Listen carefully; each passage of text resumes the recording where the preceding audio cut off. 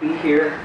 I want to thank you for bringing the humanities to the forefront at FIU in their rightful place, for creating an interdisciplinary network of peers that involves students and faculty, etc. What you've accomplished in a few short years is absolutely amazing. Having been at the university for 20 years, this is the first time any of this has happened, so I'm very appreciative. When I was asked to introduce John, it reminded me of a very quick story, which many of you may have heard before, about two department chairs that are driving down a road and they come to a T. And then the one looks at the other one and says, "Which way should I turn?" And the other one says, "I don't know, where do you want to go?" And he says, "I don't have any idea." And he says, "Then it doesn't matter which way you turn." John's not either of those two chairs. Say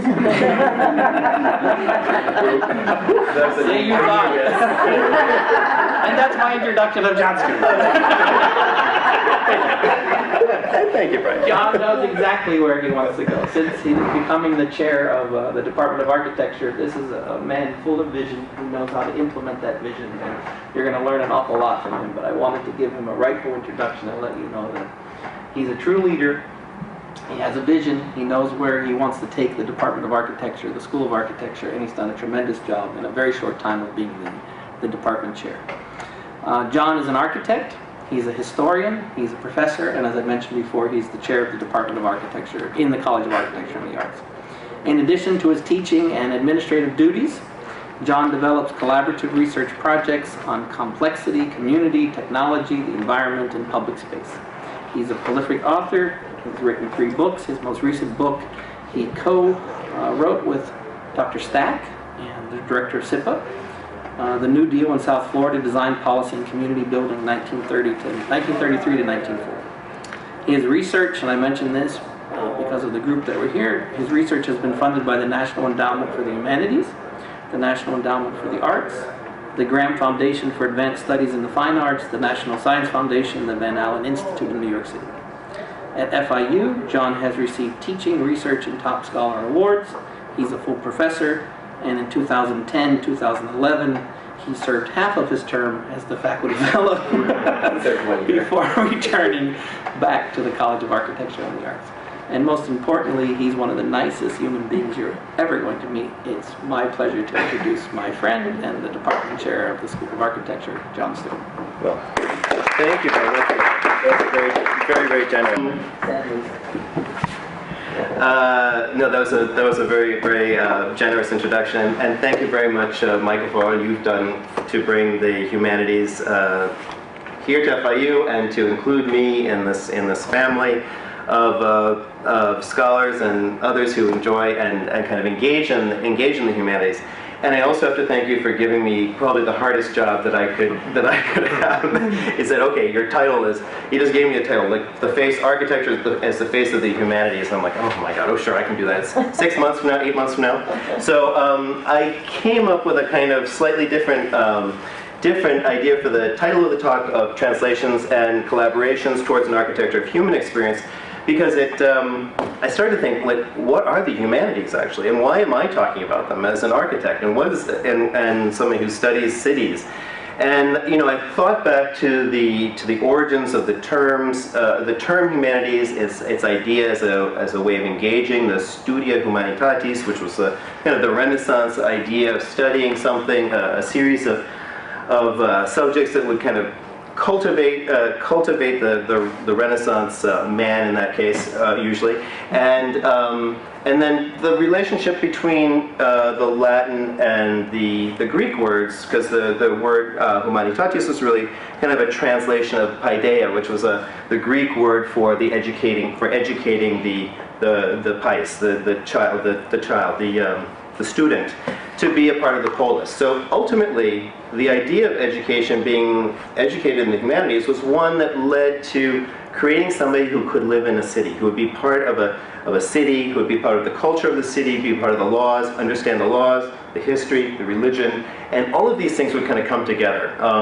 And of course, in that is the physical fabric of the city, who lives where, all these other components of the city, the art in the city, so the sculpture, how it's organized, and whatnot. So of course, so that's kind of where I came up, and I thought I'd make this kind of autobiographical. Having my boss here, even though he's very kind in his introduction, I don't usually have opportunities to.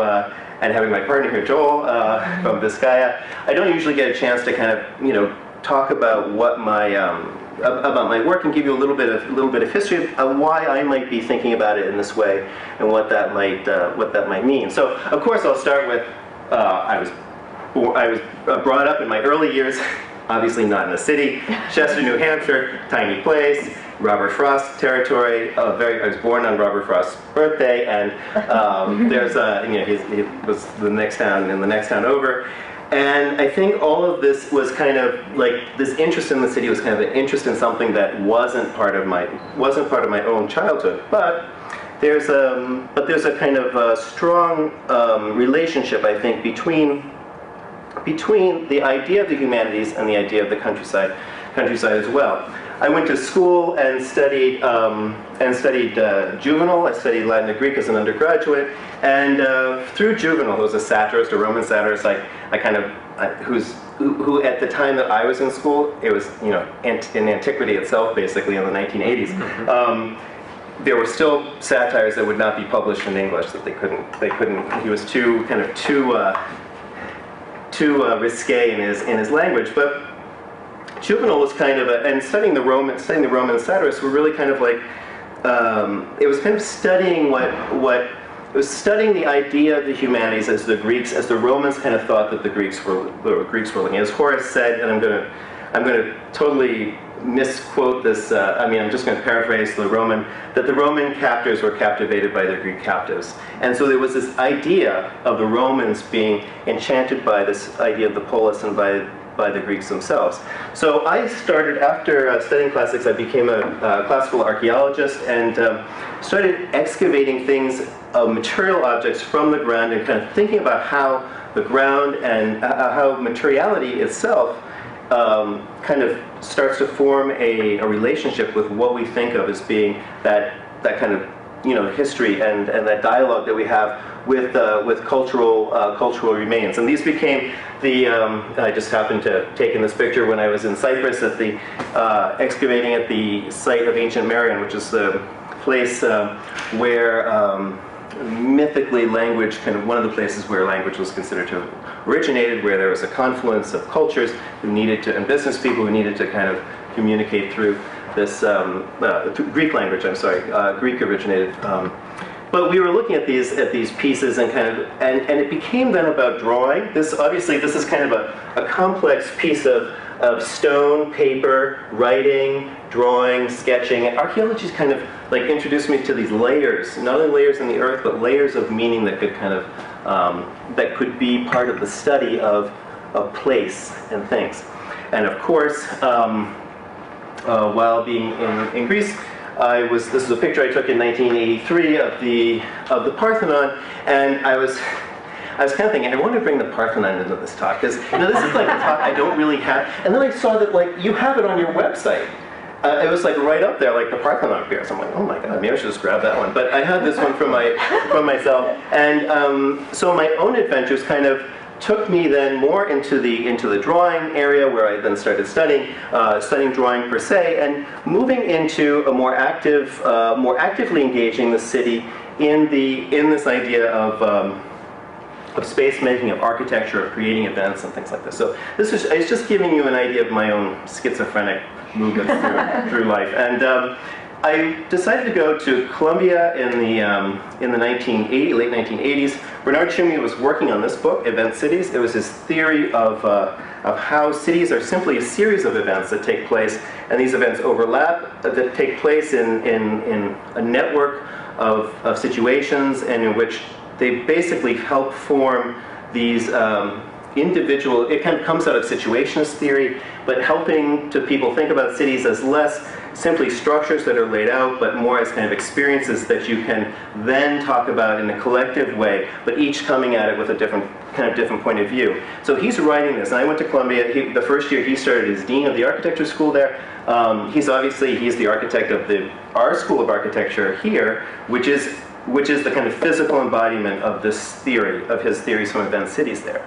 So while at Columbia, I naturally just continued my classical training, and this was a skateboard park. This is a reinterpretation of the idea of museum. We were encouraged to, part of Shumi's theories were that you could take a place, you could take like a library and put a swimming pool in it, and suddenly the same structure, you would really understand how the same structure could be really completely reinterpreted and completely rethought and experienced with these other, with the program and space could be separated. It wasn't always a form followed function, but they could be kind of redistributed in interesting ways, especially in cities. So this is a homeless shelter. The idea was going back in this project to the museum being the house of the muses being those inspirations in the city. And these were some of what I thought were the inspirations in the city.